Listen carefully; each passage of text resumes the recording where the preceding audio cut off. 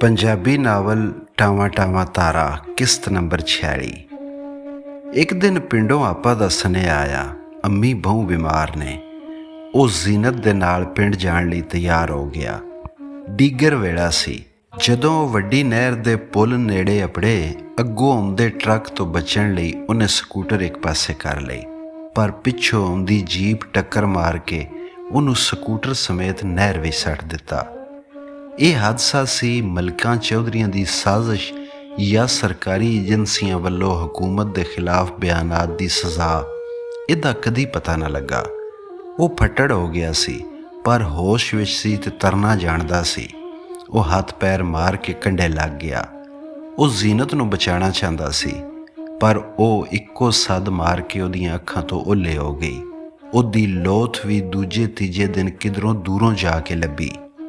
ਇਸ ਵਕੂਏ ਨਾਲ ਸਾਰੇ ਇਲਾਕੇ ਵਿੱਚ ਦਹਿਸ਼ਤ ਜਿਹੀ ਫੈਲ ਗਈ। ਉਹਦੇ ਤੇ ਜ਼ੀਨਤ ਦੇ ਘਰਾਂ ਤੇ ਪਿੰਡਾਂ ਵਿੱਚ ਕੋਹਰਾਮ ਮਚ ਗਿਆ। ਅਖਬਾਰਾਂ ਵਿੱਚ ਖਬਰਾਂ ਛਪੀਆਂ, ਵਕੀਲਾਂ ਤੇ ਕਾਲਜ ਦੇ ਮੁੰਡਿਆਂ ਜਲੂਸ ਕੱਢੇ, ਸਿਆਸੀ ਤੇ ਸਮਾਜੀ ਅੰਜਮਨਾਂ ਤਾਜ਼ੀਤੀ ਬਿਆਨ ਜਾਰੀ ਕੀਤੇ ਤੇ ਇਹਤਜਾਜੀ ਜਲਸੇ। ਪੁਲਿਸ ਇਸ ਨੂੰ ਹਾਦਸਾ ਕਰਾਰ ਦਿੰਦੀ ਤੇ ਆਪਣੀ ਰਸਮੀ ਕਾਰਵਾਈ ਪਾਉਂਦੀ ਰਹੀ, ਪਰ ਜਿਸ ਮੁਲਕ ਵਿੱਚ ਉਹਦੇ ਵਜ਼ੀਰੇ ਆਜ਼ਮਾਂ ਤੇ ਲੀਡਰਾਂ ਦੇ ਅਸਲ ਕਾਤਲਾਂ ਦਾ ਖੁਰਾ ਨਾ ਲੱਭਦਾ ਹੋਵੇ, ਉੱਥੇ ਉਹਦੀ ਬੀਵੀ ਦੇ ਕਾਤਲਾਂ ਦਾ ਕੀ ਪਤਾ ਲੱਗਣਾ ਸੀ। ਪਿੰਡਾਂ ਦੇ ਲੋਕੀ ਆਖਦੇ ਇਸ ਵਾਰਦਾਤ ਦੇ ਪਿੱਛੇ ਮਲਕ ਮੁਰਾਦ ਤੇ ਵਾਰਸ ਦਾ ਹੱਥ ਹੈ, ਪਰ ਸ਼ਹਿਰ ਦੇ ਲੋਕੀ ਇਹੋ ਸਮਝਦੇ ਹਕੂਮਤ ਦੀ ਕਿਸੇ ਏਜੰਸੀ ਦੀ ਕਾਰਿਸਤਾਨੀ ਹੈ। ਉਹਦਾ ਆਪਣਾ ਵੀ ਇਹੋ ਖਿਆਲ ਸੀ ਭਈ ਸਾਰੇ ਕਤਲਾਂ ਦਾ ਜਹਾਨੇ ਦੇ ਕਤਲ ਵਾਂਗੂ ਦੇਰ ਸਵੇਰ ਨਾਲ ਜ਼ਰੂਰ ਪਤਾ ਲੱਗ ਜਾਂਦਾ ਹੈ, ਸਿਵਾਏ ਉਹਨਾਂ ਕਤਲਾਂ ਦੇ ਜਿਹੜੇ ਹਕੂਮਤੀ ਏਜੰਸੀਆਂ ਜਾਂ ਪੁਲਿਸ ਆਪੋ ਕੀਤੇ ਕਰਾਏ ਹੋਣ। ਉਹਦੇ ਸਿਰ ਵਿੱਚ ਸੱਟ ਲੱਗੀ ਸੀ, ਪਸਲੀਆਂ ਵਿੱਚ ਵੀ ਤਰੇੜ ਆਈ ਸੀ। ਉਹਨੂੰ ਹਸਪਤਾਲ ਦਾਖਲ ਕਰ ਦਿੱਤਾ ਗਿਆ, ਪਰ ਇੱਕ ਸੱਟ ਉਹਦੇ ਅੰਦਰ ਵੀ ਵੱਜੀ ਸੀ, ਜਿਹੜੀ ਕਿਸੇ ਐਕਸਰੇ ਜਾਂ ਲੈਬਾਰਟਰੀ ਰਿਪੋਰਟ ਵਿੱਚ ਨਹੀਂ ਆਈ ਸੀ। ਜ਼ੀਨਤ ਜਿਹੀ ਵਫਾ ਸ਼ੁਆਰ ਖਿਦਮਤ ਤੇ ਮੁਹੱਬਤ ਕਰਨ ਵਾਲੀ ਬੀਵੀ ਦੀ ਇਹੋ ਜਿਹੀ ਦਰਦਨਾਕ ਮੌਤ। ਉਹਦੀ ਅਖੀਰਲੀ ਪੁਕਾਰ ਉਹਨੂੰ ਹਰ ਵੇਲੇ ਸੁਣਾਈ ਦਿੰਦੀ ਤੇ ਉਹ ਉੱਠ ਨੱਸਦਾ। ਤੇ ਅਜੇ ਉਹ ਆਪਣੀ ਬੀਵੀ ਦੇ ਸਦਮੇ ਤੋਂ ਨਹੀਂ ਸੰਭਲਿਆ ਸੀ ਕਿ ਦਮ ਨਾਲ ਉਹਦੀਆਂ ਖੈਰਾਂ ਮੰਗਣ ਵਾਲੀ ਮਾਂ ਵੀ ਦੁਨੀਆ ਤੋਂ ਰੁਖਸਤ ਹੋ ਗਈ। ਉਹਨੂੰ ਹਸਪਤਾਲ ਵਿੱਚ ਖਬਰ ਅਪੜੀ, ਮਾਂ ਜੀ ਗੁਜ਼ਰ ਗਏ ਨੇ। ਉਹ ਕੁਝ ਚਿਰ ਲਈ ਜਿਵੇਂ ਆਪੂ ਵੀ ਗੁਜ਼ਰ ਗਿਆ, ਪਰ ਡਾਕਟਰਾਂ ਦੇ ਟੀਕੇ ਤੇ ਆਪਣੇ ਅੰਦਰ ਦੀ ਤਾਕਤ ਨਾਲ ਫੇਰ ਉੱਠ ਖਲੋਤਾ। ਅਜੇ ਉਹਦੇ ਅੰਦਰ ਬਾਹਰ ਦੇ ਫਟ ਚੰਗੇ ਨਹੀਂ ਹੋਏ ਸਨ। ਅਨਵਰ ਉਹਨੂੰ ਆਪਣੀ ਕਾਰ ਵਿੱਚ, ਜਿਹੜੀ ਉਹਨੇ ਕੁਝ ਚਿਰ ਪਹਿਲਾਂ ਹੀ ਖਰੀਦੀ ਸੀ, ਪਿੰਡ ਲੈ ਗਿਆ। ਉਹਦੇ ਬਾਲ ਤੇ ਨੱਜੀ ਵੀ ਨਾਲ ਸਨ। ਉਹ ਅੰਮੀ ਦੇ ਕਫਨ ਦਫਨ ਤੇ ਜਨਾਜ਼ੇ ਵੇਲੇ ਵੀ ਡੌਰ ਭਰਾ ਰਿਹਾ। 10-15 ਦਿਨਾਂ ਵਿੱਚ ਇਹ ਉਹਦੇ ਆਪਣਿਆਂ ਦਾ ਦੂਜਾ ਜਨਾਜ਼ਾ ਸੀ। ਲੋਕੀ ਅਫਸੋਸ ਤੇ ਹਮਦਰਦੀ ਕਰਦੇ, ਪਰ ਲੱਗਦਾ ਖਾਲਦ ਦੇ ਹੋਸ਼ ਪੂਰੀ ਤਰ੍ਹਾਂ ਟਿਕਾਣੇ ਨਹੀਂ ਸਨ। ਆਪਾ ਦਾ ਵੀ ਮੰਦਾ ਹਾਲ ਸੀ, ਪਰ ਉਹ ਖਾਲਦ ਵਾਂਗੂ ਡੌਰ ਭਰੀ ਨਹੀਂ ਹੋਈ। ਆਖਦੀ ਕਿਧਰੇ ਅੱਬਾ ਜੀ ਤੇ ਆਪਣੇ ਬਜ਼ੁਰਗਾਂ ਵਾਂਗੂ ਖਾਲਦ ਦੇ ਦਿਮਾਗ ਨੂੰ ਵੀ ਕੁਝ ਹੋ ਨਾ ਜਾਏ। ਉਹਦੇ ਅੱਬਾ ਜੀ ਸੱਚ ਹੀ ਨਾ ਆਖਦੇ ਹੁੰਦੇ ਹੋਣ ਭਈ ਸਾਡੇ ਖਾਨਦਾਨ ਵਿੱਚ ਮਰਦਾਂ ਦੇ ਦਿਲ ਕਮਜ਼ੋਰ ਹੁੰਦੇ ਨੇ, ਉਹ ਕੋਈ ਵੱਡਾ ਸਦਮਾ ਨਹੀਂ ਸਹਿ ਸਕਦੇ, ਛੇਤੀ ਮਰ ਜਾਂਦੇ ਜਾਂ ਸੌਦਾਈ ਹੋ ਜਾਂਦੇ ਨੇ। ਕੁਝ ਦਿਨ ਪਿੰਡ ਰਹਿ ਕੇ ਤੇ 10ਵਾਂ ਕਰਕੇ ਉਹ ਬਾਲਾਂ ਨੂੰ ਲੈ ਕੇ ਸ਼ਹਿਰ ਪਰਤ ਆਇਆ। ਆਪਾ ਵੀ ਉਹਦੀ ਦੇਖਭਾਲ ਲਈ ਨਾਲ ਹੀ ਆ ਗਈ। ਨੈਣਾ ਲਾਹੌਰ ਮੈਡੀਕਲ ਕਾਲਜ ਵਿੱਚ ਪੜ੍ਹਦੀ ਤੇ ਹੋਸਟਲ ਵਿੱਚ ਰਹਿੰਦੀ ਸੀ। ਉਹਨੂੰ ਕਿਸੇ ਦੱਸਿਆ ਹੀ ਨਹੀਂ ਸੀ ਕਿਉਂ ਜੇ ਉਹਦੇ ਇਮਤਿਹਾਨ ਹੋ ਰਹੇ ਸਨ। ਅਖਬਾਰ ਵਿੱਚ ਵੀ ਖਬਰ ਛਪੀ ਸੀ, ਪਰ ਉਹਨੂੰ ਫੇਰ ਵੀ ਪਤਾ ਨਾ ਲੱਗਾ। ਆਪਾ ਅਨਵਰ ਨੂੰ ਆਖਿਆ ਭਈ ਹੁਣ ਇਮਤਿਹਾਨ ਮੁੱਕ ਗਏ ਹੋਣਗੇ, ਉਹਨੂੰ ਟੈਲੀਫੋਨ ਕਰ ਦੇਵੇ। ਉਹਨੇ ਟੈਲੀਫੋਨ ਕਰਕੇ ਸਾਰੀ ਗੱਲ ਦੱਸ ਦਿੱਤੀ ਤੇ ਉਹ ਉਸੇ ਸ਼ਾਮੀ ਰੋਂਦੀ ਡੁਸਕਦੀ ਆ ਗਈ। ਉਹਦੇ ਨਾਲ ਹੋਰ ਵੀ ਕਈ ਕੁੜੀਆਂ ਆਈਆਂ, ਜਿਹੜੀਆਂ ਉਹਨੂੰ ਘਰ ਅਪੜਾ ਗਈਆਂ ਤੇ ਅਫਸੋਸ ਕਰਕੇ ਰਾਤ ਨੂੰ ਪਰਤ ਗਈਆਂ। ਬਾਹਰ ਦੇ ਫਟ ਤੇ ਠੀਕ ਹੋ ਗਏ, ਪਰ ਖਾਲਦ ਦੀ ਦਿਮਾਗੀ ਹਾਲਤ ਠੀਕ ਨਹੀਂ ਸੀ।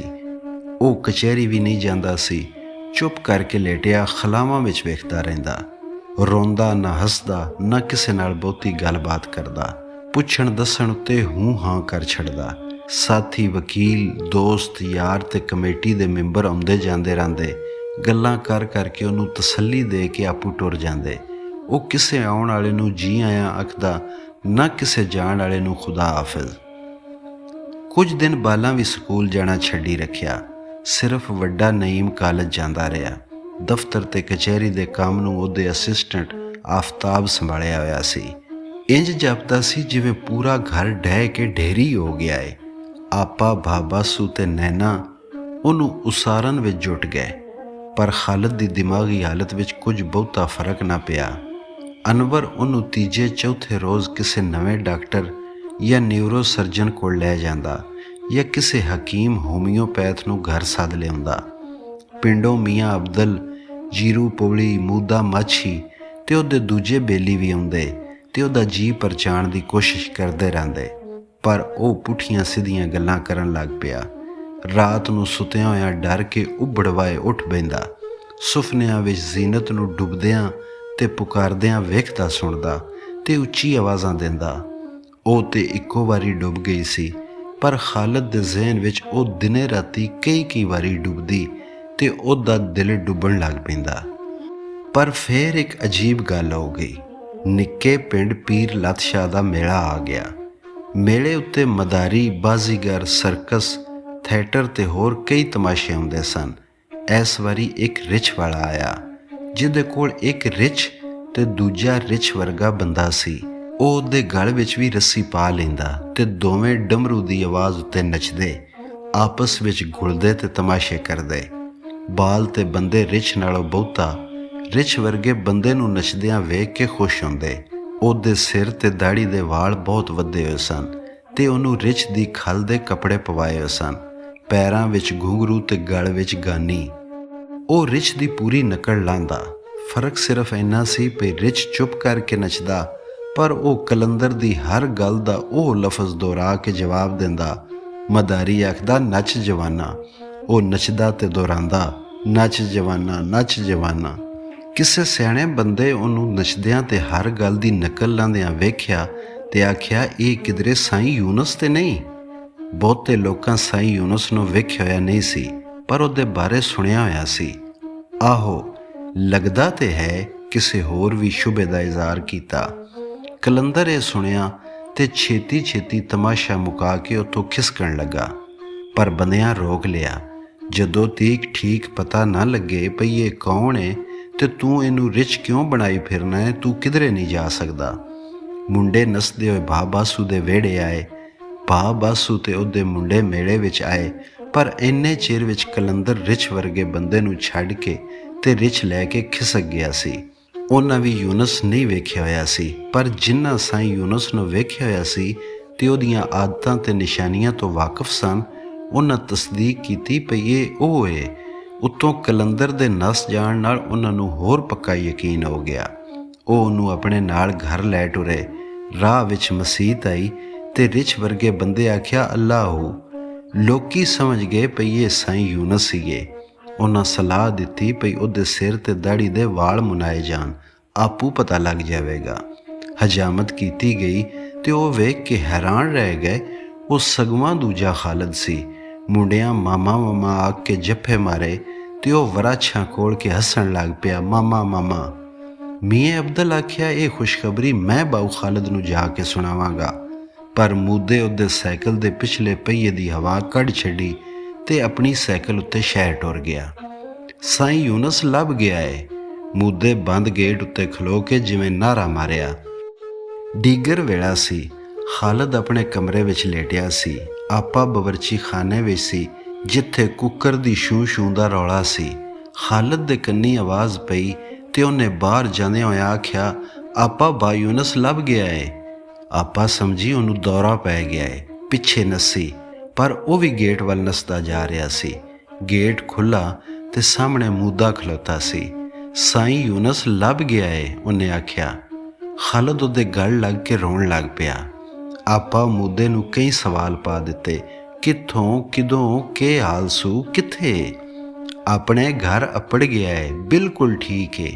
2 ਜੀ ਦੇ ਕੇ 1 ਲੱਭਿਆ ਏ, ਇਹ ਵੀ ਉਸ ਮਾਲਕ ਦਾ ਸ਼ੁਕਰ ਏ। ਆਪਾ ਰੋਣ ਲੱਗ ਪਈ। ਫਿਰ ਉਹ ਅੰਦਰ ਆਏ ਤੇ ਪਿੰਡ ਜਾਣ ਦੀ ਤਿਆਰੀ ਕਰਨ ਲੱਗ ਪਏ। ਮੂਦੇ ਸਾਰੀ ਗੱਲ ਦੱਸੀ ਤੇ ਆਪਾ ਤੇ ਖਾਲਦ ਦਾ ਰੋ ਕੇ ਬੁਰਾ ਹਾਲ ਹੋ ਗਿਆ, ਪਰ ਉਹ ਛੇਤੀ ਤੋਂ ਛੇਤੀ ਪਿੰਡ ਅਪੜਨਾ ਚਾਹੁੰਦੇ ਸਨ। ਮੂਦਾ ਤੇ ਪਾਣੀ ਸ਼ਾਣੀ ਪੀ ਕੇ ਟੁਰ ਗਿਆ। ਉਹਨੇ ਅਨਵਰ ਨੂੰ ਕਾਰਖਾਨਿਓਂ ਸਦਵਾਇਆ ਤੇ ਉਹਦੀ ਕਾਰ ਵਿੱਚ ਉਹ ਪਿੰਡ ਟੁਰ ਪਏ। ਇੰਜ ਜਾਪਦਾ ਸੀ ਜਿਵੇਂ ਖਾਲਿਦ ਚੰਗਾ ਭਲਾ ਹੋ ਗਿਆ ਹੋਵੇ। ਉਹਨੂੰ ਸਾਰੇ ਸਦਮੇ ਭੁੱਲ ਗਏ ਸਨ। ਘਰ ਵਿੱਚ ਲੋਕਾਂ ਝੁਰਮਟ ਪਾਇਆ ਹੋਇਆ ਸੀ। ਉਹਨਾਂ ਨੂੰ ਵੇਖ ਕੇ ਰਾਹ ਦਿੱਤੋਂ ਨੇ ਸਾਰੇ ਭੈਣ ਭਰਾ ਇੱਕ ਦੂਜੇ ਨੂੰ ਘੁੱਟ ਕੇ ਮਿਲੇ।